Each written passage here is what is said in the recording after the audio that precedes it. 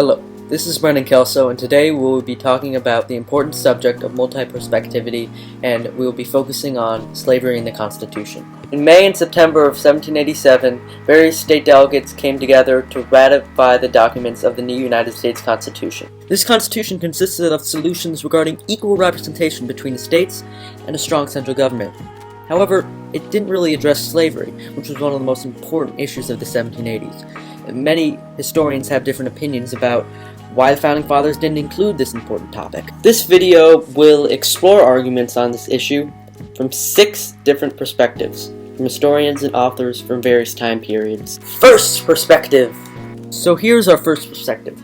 Our first perspective comes from Professor Sean Wylance. He believed that the Constitutional Convention not only deliberately excluded the word slavery, but also quashed the pro-slavery effort to make slavery a national institution and so prevented enshrining the racism that justified slavery. In other words, he thought that the removal of this word did not have a negative effect on slavery.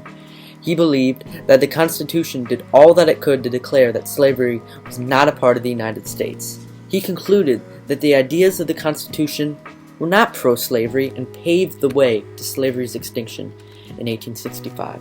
Second perspective! There are also some historians with different perspectives on this issue.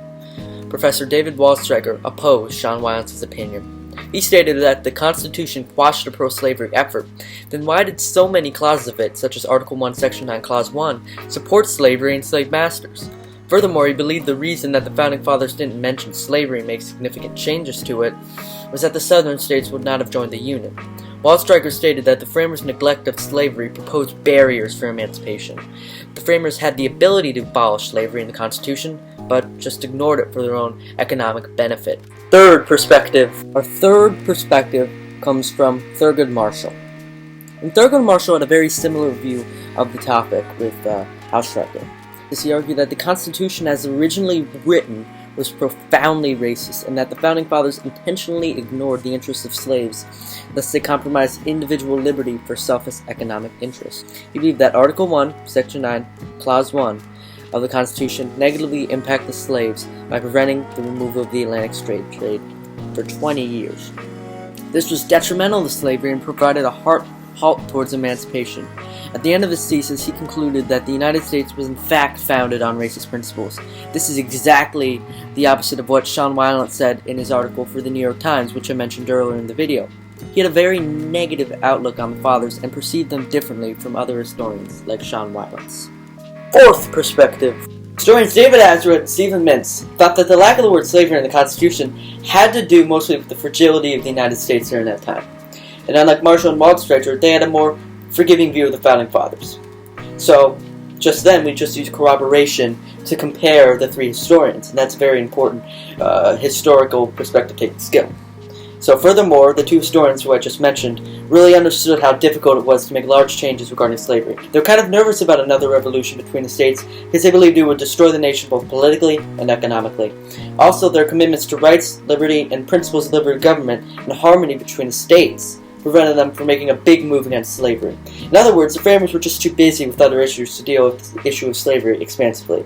And furthermore, the substantial investment of Southern founders in slave-based staple agriculture and their deep-seated racial prejudice posed even more barriers towards emancipation. Here comes James Madison. It is also important to understand and address the Founding Fathers' ideas regarding this issue. After the Great Compromise was approved, Virginian delegate James Madison wrote, "The real difference of interest lies not between the large and small, but between the northern and southern states." And after the Constitution and the Great Compromise, the framers knew that the United States was hardly perfect and free, and they knew there would be a large amount of compromises to sign and wars to fight between the states to make large advances to the abolishment of slavery. And now a word from historian Brendan Kelso. Now check this out. That argument by Madison relates to the argument made by the 2 historians Azra and Mintz. Both of those historians believe that the U.S. had a large amount of work to do to finally abolish slavery, and both believe that the northern and southern states were incredibly divided in terms of those issues. Now, from these perspectives, we can create an argument.